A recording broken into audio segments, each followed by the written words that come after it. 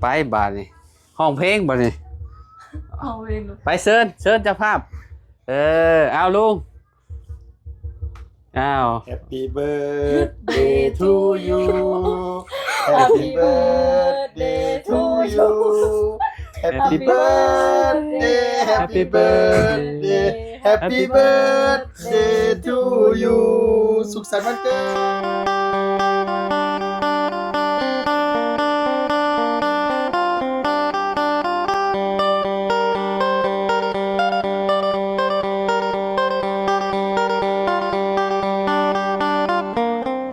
กราบสบายดี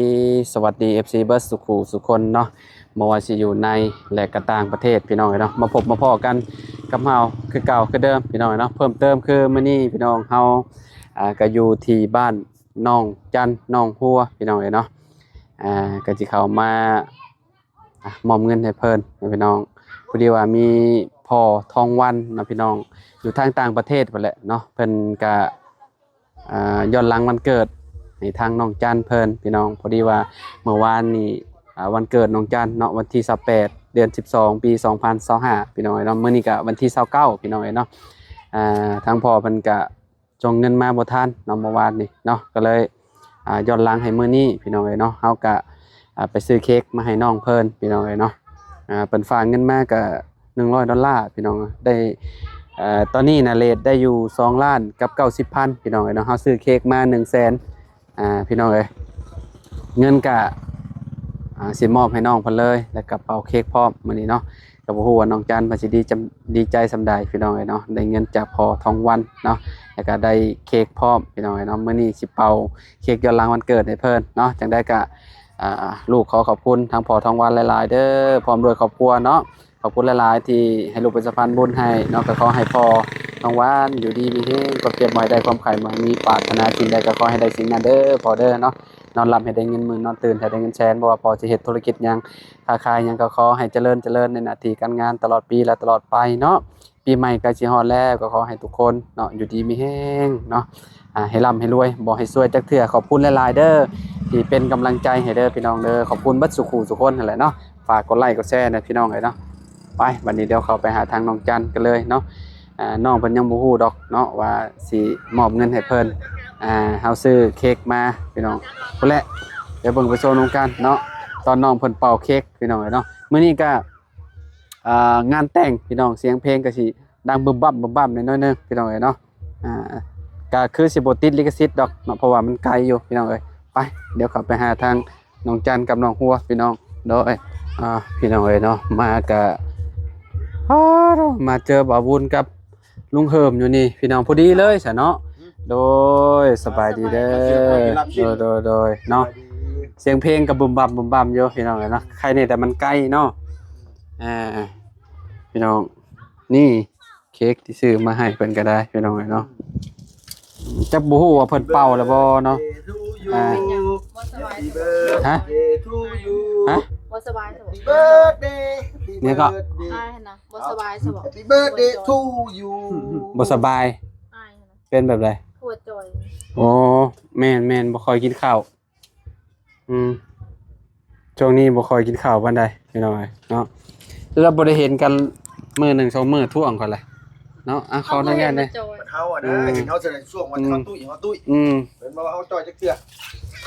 กินหลายคือเก่าโอ้มื้อนี้แต่งตัวงามเนาะน้องจันพี่น้องไปดองมาบ่ ดูมูสาวๆเด้ หมู่เจ้าสาวอันนี้คือบ่เห็นแต่งซะ เปลี่ยนแล้ว โอ้ย เปลี่ยนแล้ว เสื้อกี่ไก่กี่เต้าห้องเอ้ย ฮะเปลี่ยนด่วนเลยติ ใช่ค่อยเปลี่ยนค่อยสิไปเต้นนั่น นั่นแล้ว โป นั่ ด น เด็ด กี่เต้ามันย่อยใช่หรือวะ ว้าว หนึ่งกุ๊ก เอาใส่สุดอันนั้นก็ต้องก็เต้นได้คือกันสุดชิ้นสุดหยังเนาะ โอ้ยมันแดดนี่เขาเปลี่ยนมาแล้วเขาใส่ทรงเวลาเขา อ๋อ พรเพลงเด็ดนี่มันแล้ว เต้นวันนี้แล้วก็มันอย่ามันหลุดติสิหลุดเห็นได้เนาะ เอามานี่สินเตยใช่ปะ แต่พ่อทรงผมก็ยังอยู่เนาะครับให้ก็เปลี่ยนที่นี่บ่เจ้าให้กับแม่บ่เจ้าน่ะมาแต่โดนแล้วโอ้ยังบ่เปลี่ยนยังสิกลับไปใหม่อีกบ่หรือว่าแนวใด โดยไป ก็เจ้า ต่อ น้ำหมู บ่ก็เจ้าเฮียงกันตอนจังโมงเอาก็เจ้าบ่ได้เฮียงกันบ่ ตักมิกเอา แบบเจ้าบ่าวกับเจ้าสาวนั่งเฮียงกันหั่นแหมนั่งอยู่นำกันแบบว่าเขาประควันนะแม่บ่ได้มีบ่ กับผู้แข่งนะ ผูกแขนนะ ตอน10 โมง 11 โมง อ๋อเท่าบ่เจ้าบ่าวเท่าปานใด เท่าที่ใส่16 17 ปี จำน้องจันนี่แหละฉันเนาะอืม ไม่ดี บ่เจ้าเป่าแล้วบ่วันเกิดเจ้าเมื่อวานนี่ บ่มีเงิน เค้กขนาดเจ้าบ่ได้เป่า ซื้อ บ่ สุดหมดแล้ว สบายดีเด้อ โดย งามมากเนาะ บ่ต้องมายอมบ่มีเงินค่ายอม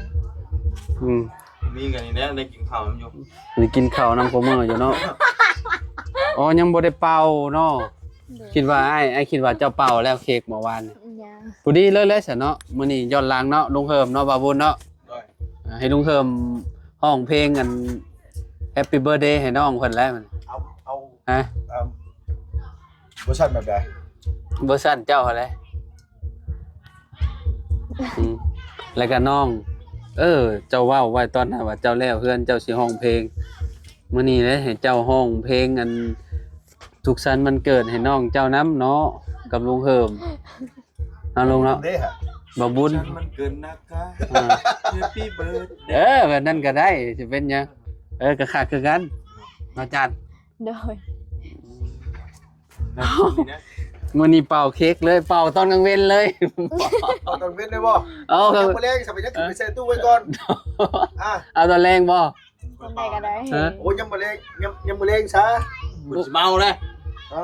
เมาแล้ว บ่เมานะเว้ย เอามึงยันเราเมาเด้ เมา ยัน เลย เราเมาแล้วยันเราบ่ได้เป่าเขาอะเพราะว่าเราสิกลับไปอันงานดองอีกหั่นนะ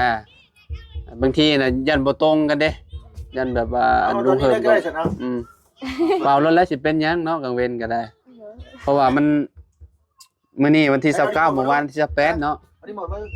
อืม คิดว่าคิดจะเว้นทั้งหมดเลย เออ มิเตอร์ เอาอยู่เงินตัวไม่ได้หมดคิดจะเว้นมาจ้ะเอาแล้วชื่อแม่ลุงนี่ได้ อืม ว้าว รีโมทปิดตะเวนเอ้าเวลานี่เขาก็ปิดเอ้าแอมเมิร์ดดังเป่าเค้กแล้วก็เปิดไหม เปิดไหมติมิแต่โอ้แต่ปิดตะเวนเมียนได้นี่คักแล้ว มันเลยก็เอาขึ้นอีกเนาะเป่าเค้กแล้วเนาะ ถอยหู้นะอาจารย์คนจะมาเที่ยวนี่นะอยู่ใกล้ก็บ่ได้เดียวนี่นะ ไผ นี่แหละช่างอ้ายช่างน้องนี่เราช่างพี่ช่างน้อง บ่ได้สั่ง เออ บอกกันแท้ๆเนาะเมื่อกี้นี่ยังนั่งกินข้าวกันอยู่ว่าจะสั่งนงอะไรหยัง ห่านมันเป็นชิว่าช่างนุ่งนี่ได้ยัง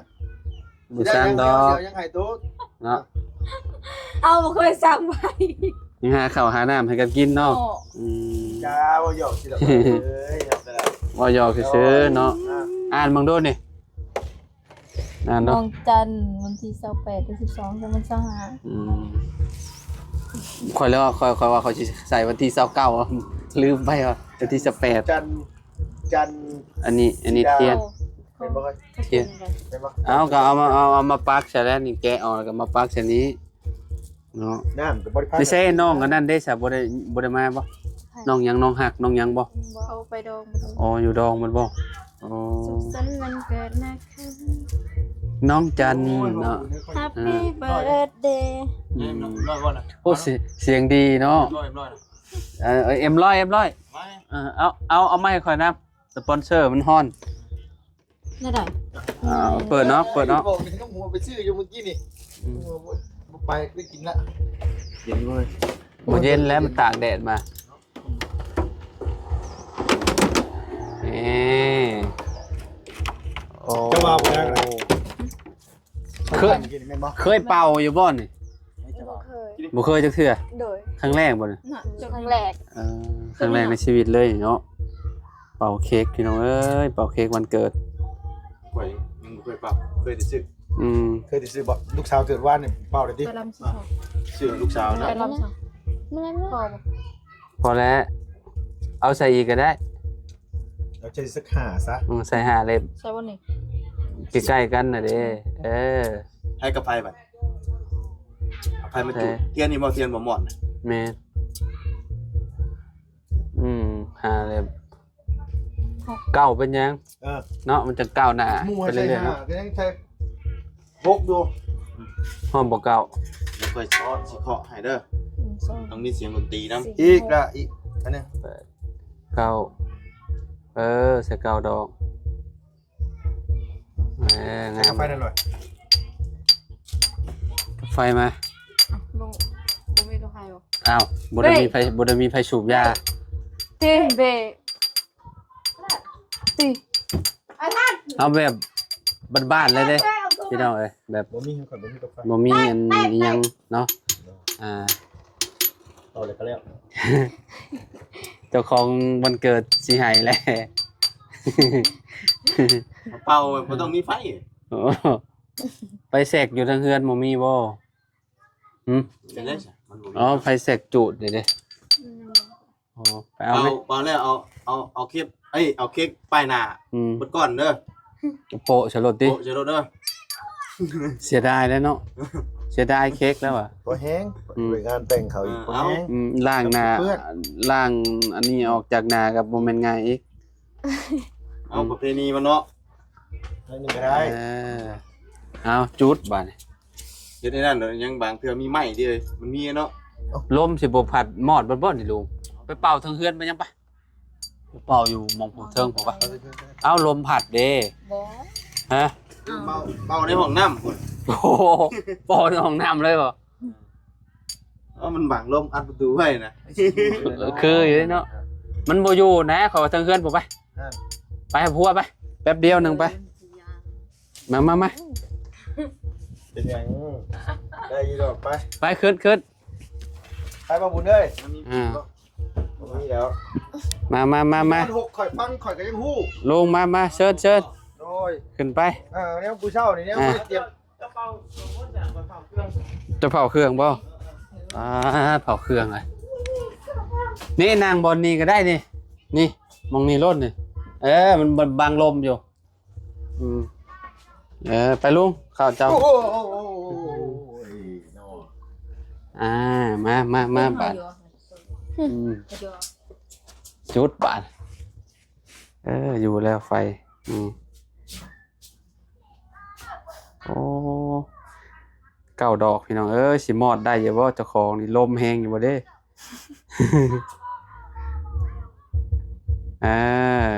มืองานแต่งหมดเลยพี่น้องเอ้ยโอ้คักลีนี่ไปบาทนี่ห้องเพลงบ่นี่ เอาเองลูก ไปเชิญเจ้าภาพเอาลุงHappy birthday to you Happy birthday to you Happy birthday Happy birthday Happy birthday to you สุขสันต์วันเกิดครบรอบ17 ปีเอา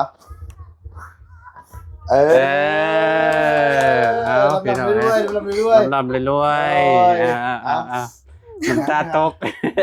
หาเงินหาทองก็ให้ แมน เฮงๆปังๆสิ่งสำคัญขอให้พ่อผู้บ่าวนิสัยดีน่ารักดูแลได้เอาเงินให้ใส่หลายๆเนาะอาจารย์เนาะ โดย มันก็มีซ้ำนี่เลยแหละคนเฮา เมตู้เมนมไปแท้ไปงานดองเนาะเป็นอะไรนี่ คือให้เหรอ เห็นแล้ว ตอนแรกว่าเสียเป่าย่ำมือคืน แมน คันเป่าย่ำมือคืนนี่มันต้องโอ้มีหมูกระทบกระทะได้ตัวไหน แมนเลย โดยแต่อย่าน้องบ่ว่างมันบ่ เพราะมันนี่งานดองเด้ โดย งานดองเป็นอะไรพอดี ตั้งใจว่าอยู่ได้บ่สิได้ก็อาจารย์ให้มาตอนค่ำๆบ่ได้ มาเป่าตอนแรงๆถูกป่ะเพราะได้กินหมูกระทะน้ำมันจันทร์จักชุด2ชุด มีแต่โดยมีแต่เอาอันปาดแล้วเอาให้น้องจะกิน เทียนออก เอาเทียนออกเคยกินอยู่บ่เค้กนะเคยอยู่เลยเนาะเดี๋ยวว่าบ่เคยเยอะนั่งมานั่ง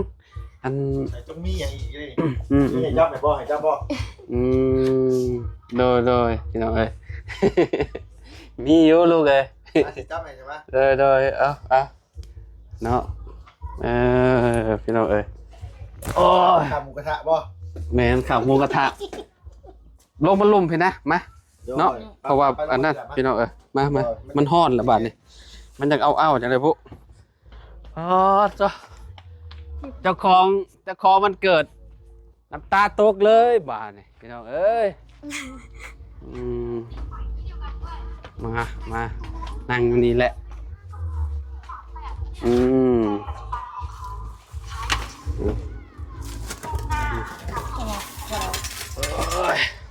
ฟังเพลงบ่น่ะ แจ้งอยู่บ่ลูก อ๋อบ่ได้ว่าเห็นแต่ซิว บ่เห็นหนวดชิวบ่ โอ้ย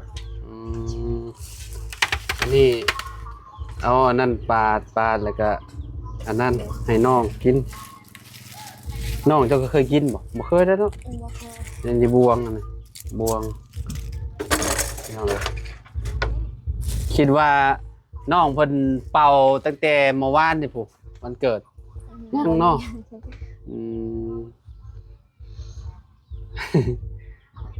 แล้วนั่งน้องหัวนั่ง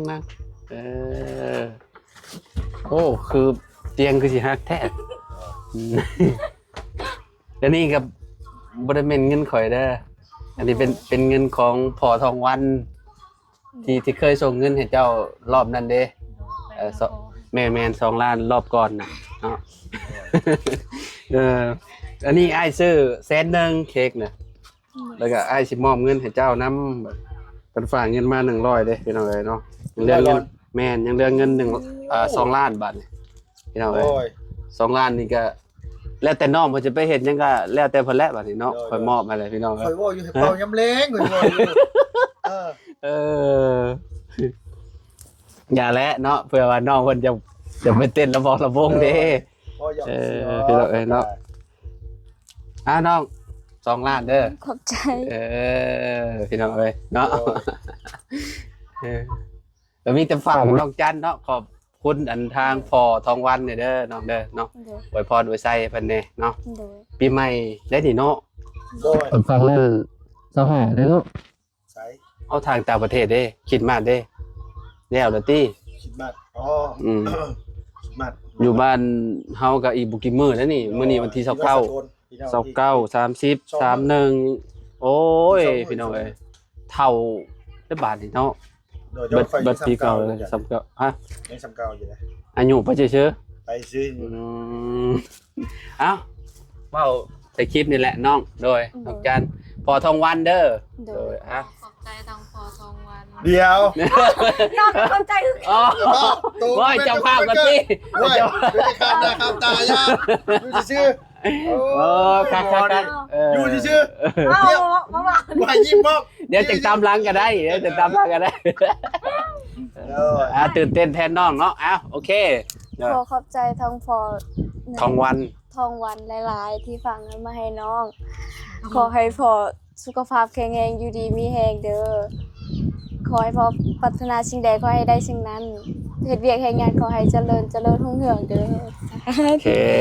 สาธุเอาทางเอ้ยบาทนี่ลองดูตาเจ้าเด้อนี่หัวอยาก ขอบใจทางพอทองวันเด้อที่ฝากเงินมาให้พวกน้องขอให้สุขภาพแข็งแรงขอให้อยู่ดีมีแรงพัฒนาสิ่งใดขอให้ได้สิ่งนั้นความเจ็บบ่ให้ได้ความไข้บ่ให้มีว่าพอจะไปใส่มาใส่ก็ขอให้ตลอดปลอดภัยเด้อพอเด้อขอให้อายุมันคนยืนเด้อพอเด้อสาธุเนาะใจอายโดยขอให้สุขภาพแข็งแรงปีใหม่ปีใหม่เลยใส่มาใส่ก็ขอให้ตลอดปลอดภัยโอเคชุบเจ้าก็คือกันเด้อเนาะน้องจันกับย้อนหลังวันเกิดในเพิ่นพี่น้องเนาะน้องเพิ่นก็ดีใจหลายจนให้พี่น้องตั้งแต่เกิดมาก็บ่เคยจัดบ่เคยโอ้ปีนี้ปีแรกเลยเนาะอันนี้บ่แม่นจัดเลยเนี่ยเป้าซื่อก็ได้จัดอย่าว่าสิกินเนาะจัดนี่มันโอ้ยิ่งไงเด้จำนี้ก็ถือว่าโอเคแหละน้องๆเนาะแบบว่าเฮาก็บ่เคยหั่นนะพี่น้องเอ้ยบ่เคยเป่าจักเทื่อกันครับแม่นบ่ค่อยเคยเป็นชุบเจ้าตะกี้ผมตอนนั้นพุ่นแหละจนน้ำตาตกอะไรก็ได้ไปจักโมงสิไปพุ่นน่ะประมาณ4 โมงแล้วเอาออกให้ปาดนะสิไป4 โมงบ่บุญบ่ร้องบ่นี่แม่นบ่แม่นเจ้าลุงหัวก็กินบ่หัวกินเนาะเจ้าได้จานกินคือกัน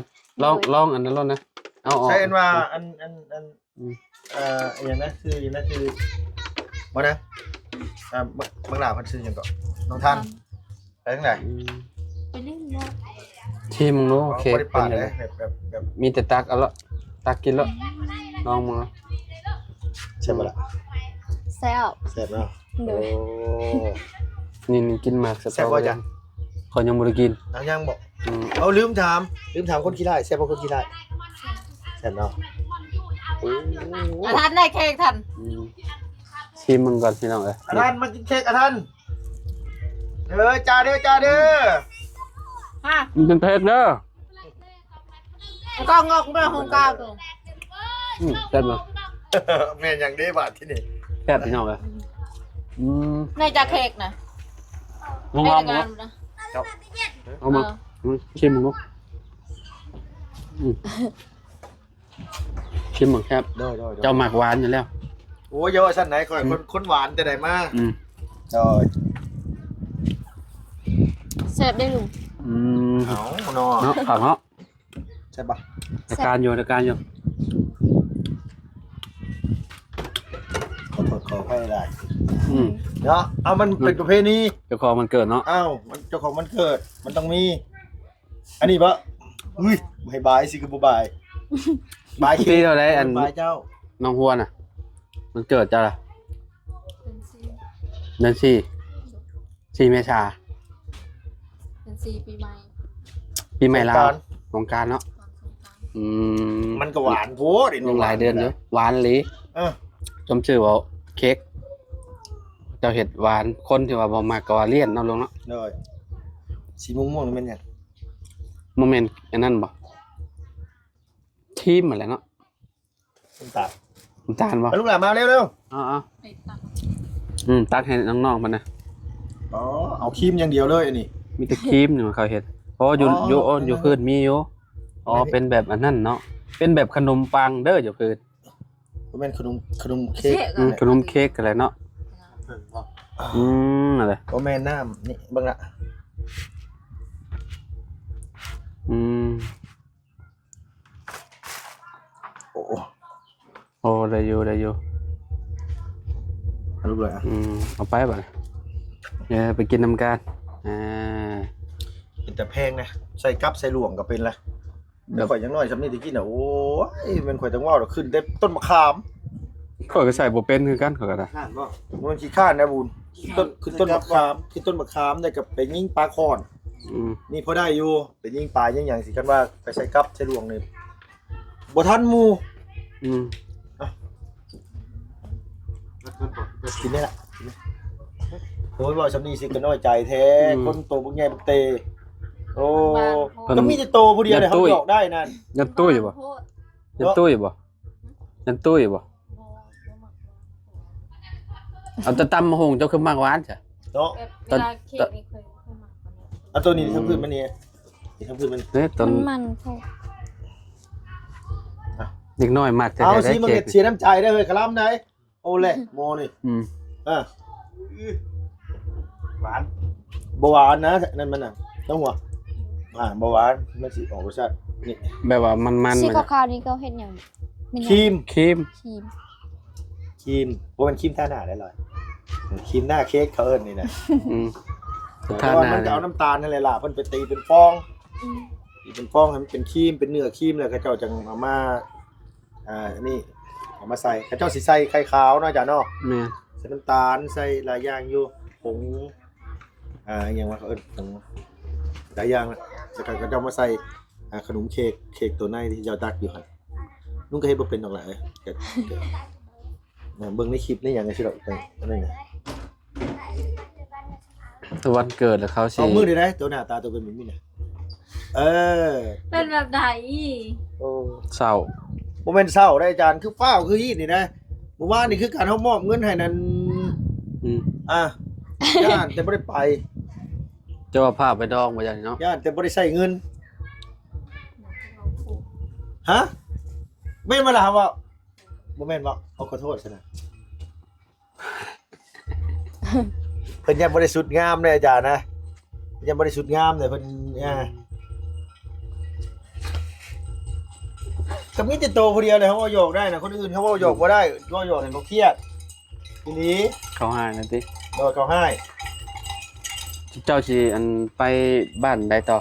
ไปสิลงเซ็ตผมต้องไปตัดผมก่อน อ๋อ เสริมรอก่อนจังได๋กินหน่อยนี่แหละ ค่อยก็ว่า เอาเนาะ ค่อยจะเข้าไปบ้านอาเจืองต่อแล้วซะ เฮาสิไปบ้านนาเจียงอีก แม่จะกลับไปพุ่นนี่แหละแต่แล้วจะสิอยู่นี่ที่บ่มีหมู่เอาบ่อยู่แล้วก็ไปพุ่นแล้วไปสิแวะไปบ้านต้นกล้านำไปครับปึ๊บๆ เดี๋ แล้ ยว ว ไป เพิ่น พุ่น กันได้นี่ก็ของมัน เนาะ ลองไปบ้องมาติดมาสิ10ผมขึ้นไปพุ่นไปมอบเงินให้ช่างสร้างก่อน ก็เพิ่นสิอยู่เด้ อยู่เพิ่นก็มาเข้าอันนั้นคือเก่าแล้วเพราะว่าตอนข่อยเข้าไปเพิ่นไปกินข้าวเด้ บ่ได้ถ่ายครับ มีแต่ไปมอบเงินให้อันอ้ายอาเจืองแล้วเขาก็กลับมาก็ออกมาพี่แล้วก็ไปเซโปแล้วก็ซื้อเค้กมาให้น้องจันเพิ่น ไป นี่ล่ะ ซื้อที่สิบนมื้อนี่ แม่นชื่อเซโปนบ่ได้นี่ โดย มันบ่ได้ใกล้ สิแหละยังว่าอยู่เนาะแบบนี้ได้ ๆมันบ่มีหม้องนึงเขาก็ต้องแล่นไปซื้อหม้องนึง แม่น เพิ่นให้ ถามอยู่บ้านดงเพราะว่าอยู่บ้านดงก็เจ้าบ่ได้เฮ็ดก็มันก็ไปซื้ออยู่พุ่นโอเคซะเนาะพี่น้องเอ้ยก็ให้น้องจันเพิ่นไปอันนั้นแหละงานงานแต่งต่อบ้านนี่ กิน เนาะ ข้าวก่อน ชื่อไก่ไปต้มแล้ววันนี้ได้เงินเลย ไก่ เฮ็ดตัวนึงนะ บ่ไก่อันนี้ผัดย่างๆอยู่เนาะไก่เจ้าเนาะ ไก่พันธุ์ตัวใหญ่ๆนี่ๆตัวนั้น ไก่พันธุ์ตัวนี้ผัดย่างๆอ เล ยู่ ยอย่าไปเฮ็ดเอาได้หั่นน่ะ อืม รอด5รอดนั่นมาคันสิไปชื่อผู้เอา ยัง เงินมาสิไปชื่อเซโปนบ่ ยังเหลือจากโต๊ะไก่ยังเหลือ ตัวเดียว เหลือตัวเดียวอันอยู่ในรถนี่บ่ แม่ โอ้ อยู่ในรถตัวนึงเนี่ยไก่พันธุ์นั่นตัวนึงบ่ล่ะ นี่ไก่พันธุ์ เด้อไก่พันกับเลยรถ เดี๋ยว2ตัวนี่อันนี้แห แสด ละ ง มันสิแพ้น่ะล่ะไอ้ตัวนี้แหละตัวที่อยู่ใน ผ่านฮ้อนผ่านหนาวได้นี่เนาะ เอ้าก็ได้ผ่านทีแรกเทื่อ2คนมันเป็นหยังไงจานเนี่ย อืม บ่ตายอีหลีลอย อันนี้เขาเอิ้นว่ามีประสบการณ์ ก็คือ นะ แบบคอกบ่มีหยังเลยบัดนี้เนาะว่างเปล่าเลย เงียบกิ๊บบัดนี้พี่น้องเอ้ย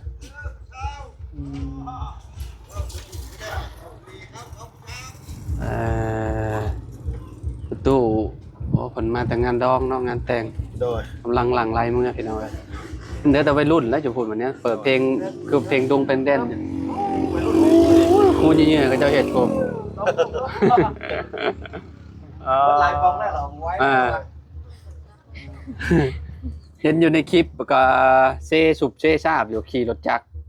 เจิดไปเจิดมาอยู่เห็นก็เจ้า มี เซ เดี๋ยวสิไปสิโปนได้เนี่ยอาจารย์เอ้ยต้องไปตัดผมก่อนเดี๋ยวสิไปพูดพอกันบ้านเจียงได้สิลงมาใหม่ เคเนอะ เนาะบ่ได้นอนอยู่แถวๆนั่นแหละ โดย โดย ขอบใจลุง โดย ขอบใจบาบุญละลายเนาะที่มาห่วมเป่าเค้กน้ำน้องเพิ่นพี่น้องเอ้ยเนาะปีหน้าจัดใหม่เนาะปีหน้าเนาะ โดย นี่น่าก็จัดงานแต่งบ่จัดงานมัน เนาะจักสิงานแต่งไผแหละบ่น้องหัวน้องจันตาเบิงพี่น้องเอ้ยอย่าลืมเชิญสุมาให้เด้อ บ่ลืมแต่ว่ามี ลืม ฮะ ลืมนะ จะคิดว่า ว่าสิลืมก็ลืมไปทุกคน นี่ ลืมเนาะลืมแค่ไปละทำมาจังสร้างละบ่หยอกกับพี่น้องเด้อ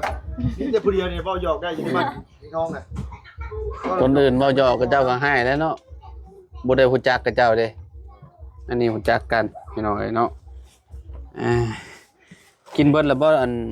อยู่เทิงน่ะสองนมพุ่นน่ะ ดอนหมด